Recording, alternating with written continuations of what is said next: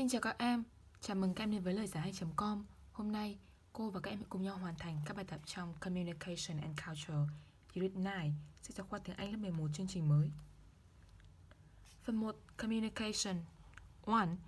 Use information about the cities mentioned in this unit: London, Tokyo, New York City, and Superstar City, and complete the diagram about the ideal city of the future. Các bạn hãy sử dụng những thông tin về các thành phố đã được đề cập đến ở trong bài học này: London, Tokyo, thành phố New York và thành phố Superstar. Các bạn hãy hoàn thành vào sơ đồ sau về thành phố lý tưởng trong tương lai. Ở đây chúng ta có một sơ đồ The ideal cities of the future, thành phố lý tưởng của tương lai. 1. Main means of transport, tức là phương tiện giao thông đi lại chính.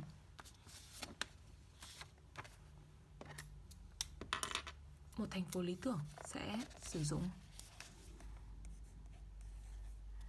public transport.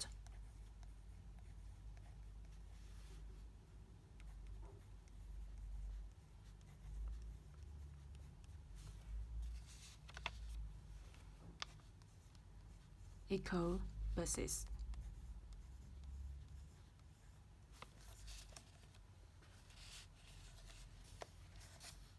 Or smart underground transport networks.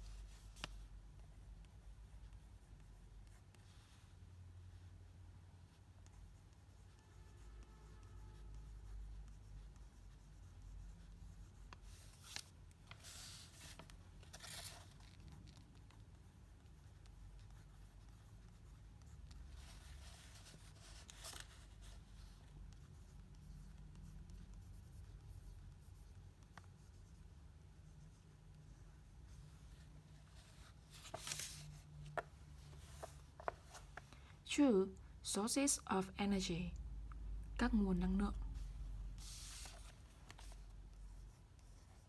Sử dụng renewable sources of energy.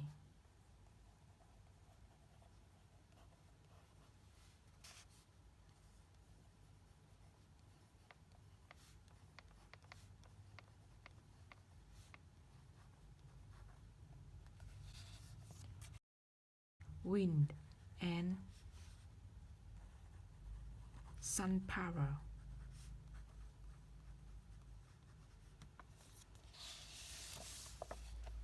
Three, treatment of waste, cái việc xử lý rác thải.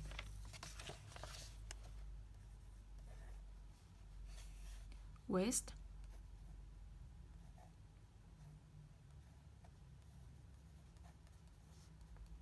is treated and turned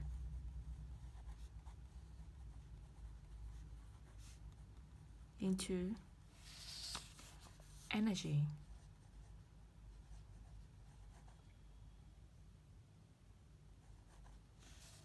Or fertilizers.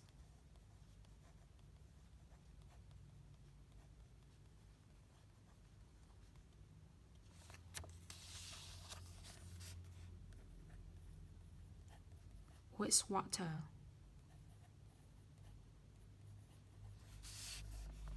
is treated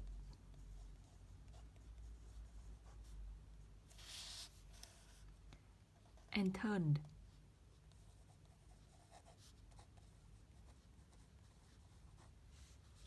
into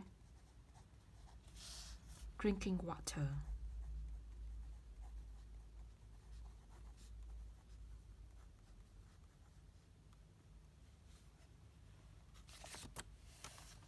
Chuyển sang bài thứ hai. Discuss the questions in groups. Các bạn hãy bàn luận những câu hỏi sau theo nhóm. 1. What will the ideal cities of the future look like? You can talk about its means of transport, environmental conditions, energy sources, treatment of waste, climate, etc. Thành phố lý tưởng trong tương lai sẽ trông thế nào? Các bạn có thể nói về phương tiện giao thông, điều kiện môi trường, nguồn năng lượng, xử lý rác thải và khí hậu. 2. how do you think an ideal city should be created? By upgrading an existing one or by building a complete new one from scratch? Bạn nghĩ thế nào về một thành phố lý tưởng nên được tạo ra bằng việc nâng cấp từ một cái có sẵn, hay là xây dựng một thành phố lý tưởng hoàn toàn mới từ ban đầu, không có gì cả? 1. What will the ideal city of future look like? You can talk about its means of transport, environmental conditions, energy sources, treatment of waste, climate, etc.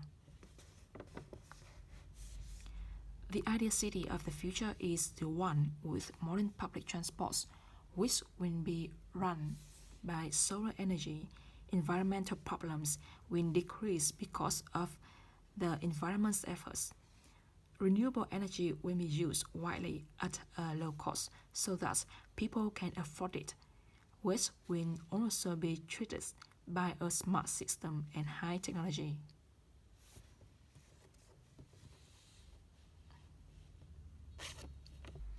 2. How do you think an ideal city should be created?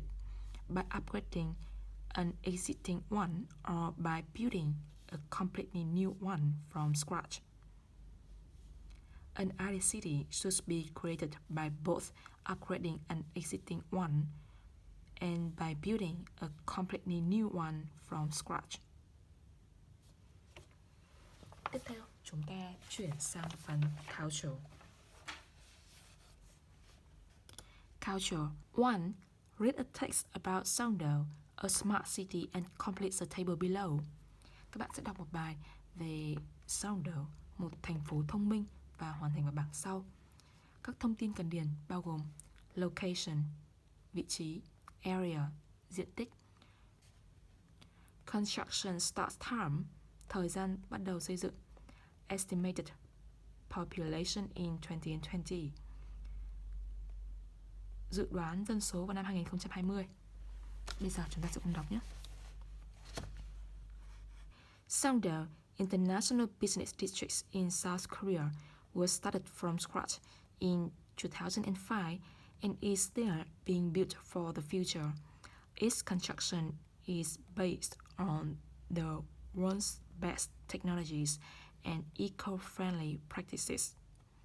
Located about 60 kilometers southwest of Seoul, this 53.3 square kilometer eco-city has been planned around a central park and designed so that every resident can enjoy to walk in the business district. People can enjoy walking in a city park or riding bicycles in the city. The waste disposal system here is also innovative. There are no rubbish trucks or waste disposal bins in the streets. Instead, all household and office waste is sent directly through an underground network of tunnels to waste processing centers. The waste is then automatically sorted, deodorized, and treated. The aim is to eventually convert it into renewable energy for the community. Sensors are widely used to monitor temperature, energy use, and traffic flow. These sensors can warn the local authority about any problems and allow inhabitants to control the heating systems or household devices. High-speed Wi-Fi is provided everywhere. Government offices and schools are connected to the network. This allows office workers to use teleconferencing for meetings and students to attend classes at home. Attracting inhabitants, however, has been slow. 5 years after its launch, only about 20% of the commercial space was occupied. But the developers are very optimistic about this city of the future. By 2020, they predict that more than 65,000 people will live and work in Seoul. They believe that it is on the right track to become one of the smartest and greenest cities in the world. Chúng ta cùng dịch nhé.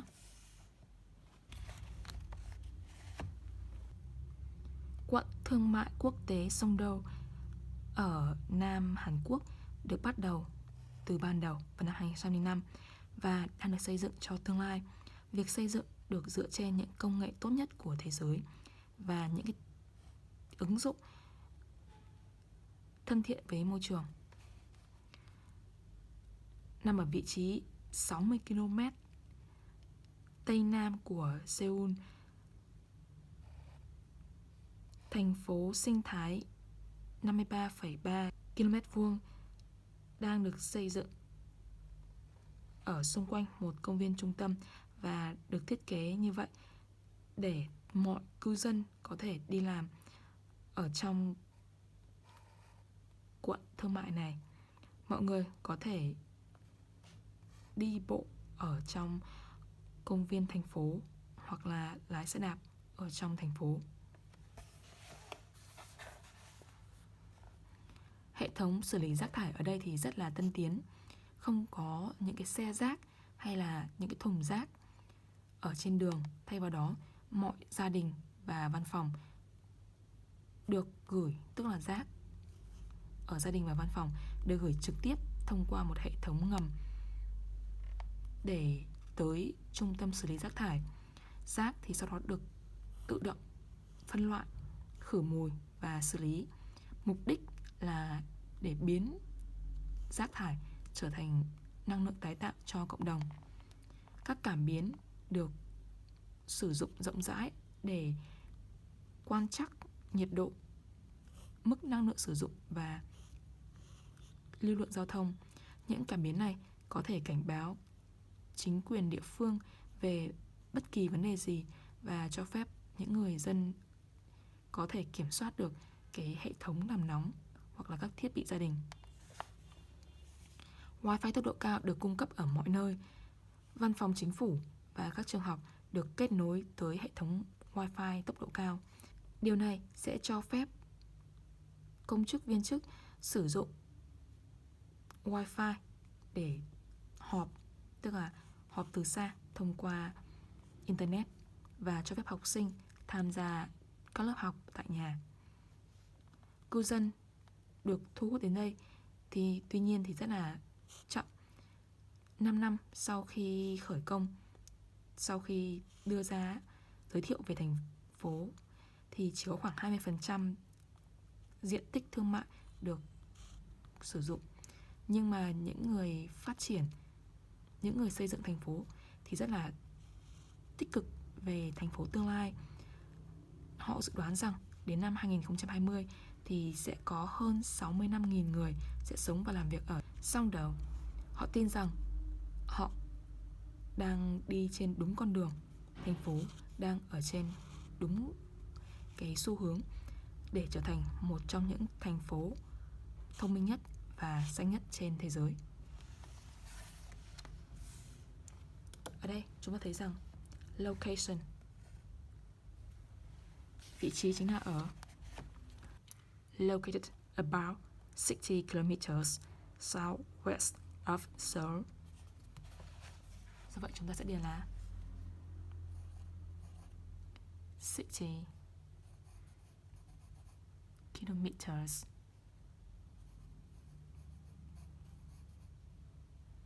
southwest of Seoul.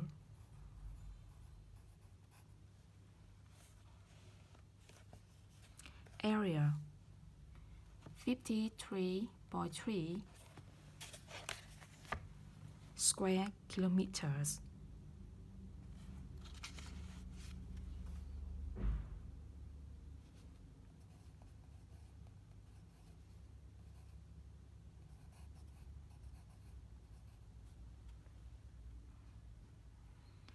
Construction start time, thời điểm xây dựng.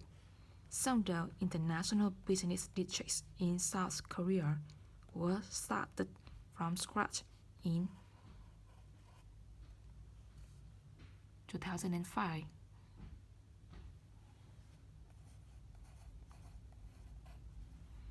Estimated population in 2020.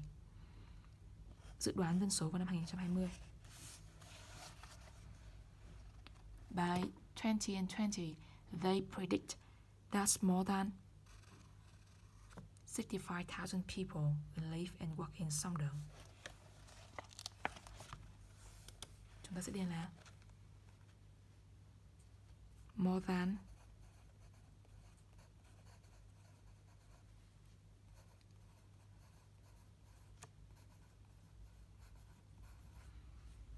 65,000 people.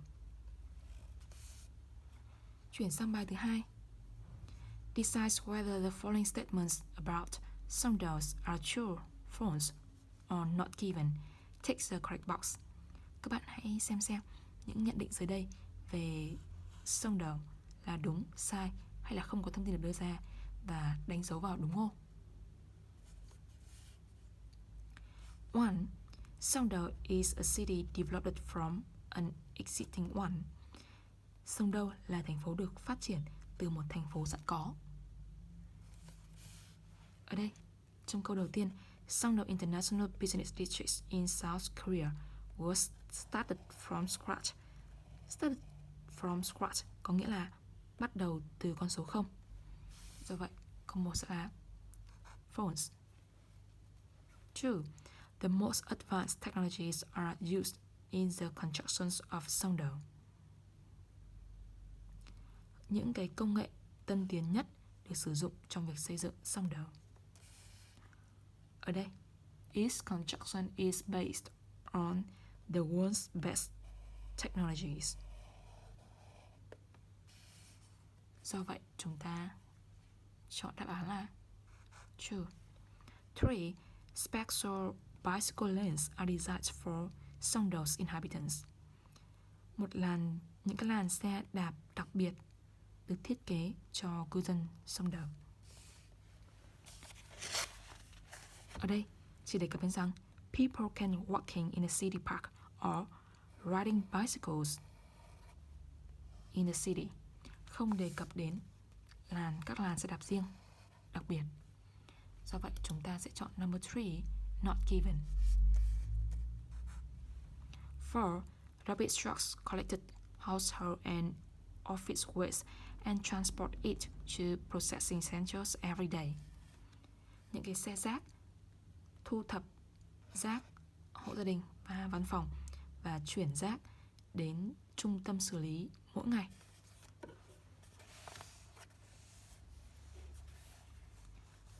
Ở đây chúng ta thấy rằng there are no garbage trucks or waste disposal bins in the streets. Instead, all household and office waste is sent directly through an underground network of tunnels to waste processing centers. Do vậy đáp án sẽ là false. 5. Songdo's traffic can be controlled with the help of sensors. Giao thông ở Songdo có thể được kiểm soát với sự giúp đỡ của các cảm biến.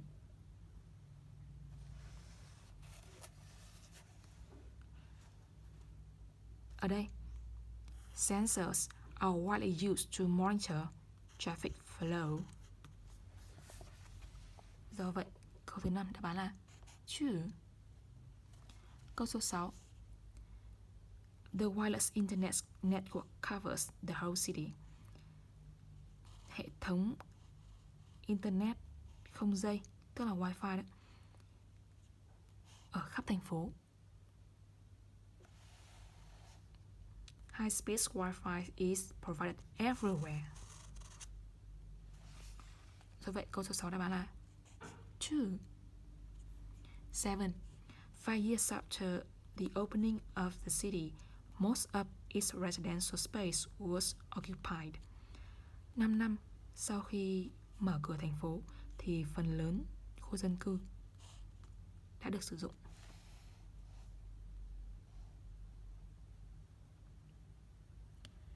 Các bạn thấy rằng 5 years after its launch, only about 20% of the commercial space was occupied. Ở đây chỉ đề cập đến không gian thương mại. Do vậy, không đề cập đến thông tin về residential space. Chúng ta chọn not given. Chuyển sang bài thứ 3. Discuss with a partner. Would you like to live in Songdo if you have a chance? Why or why not? Bạn có muốn sống ở Songdo không nếu bạn có cơ hội? Tại sao có và tại sao không? Các bạn hãy suy nghĩ, trả lời đúng với lại mong muốn của các bạn. Có thể tham khảo câu trả lời mẫu của cô như sau. Of course, I love to live in Songdo. Everything is so modern and environmentally friendly. I think this city is the most livable city. Vậy là cô và các em đã hoàn thành các bài tập trong Communication and Culture, Unit 9, trang 55, sách giáo khoa tiếng Anh lớp 11 chương trình mới. Các em hãy truy cập vào trang Loigiaihay.com để xem chi tiết các bài giảng khác. Chúc các em học tập tốt và hẹn gặp lại trong các video bài giảng tiếp theo.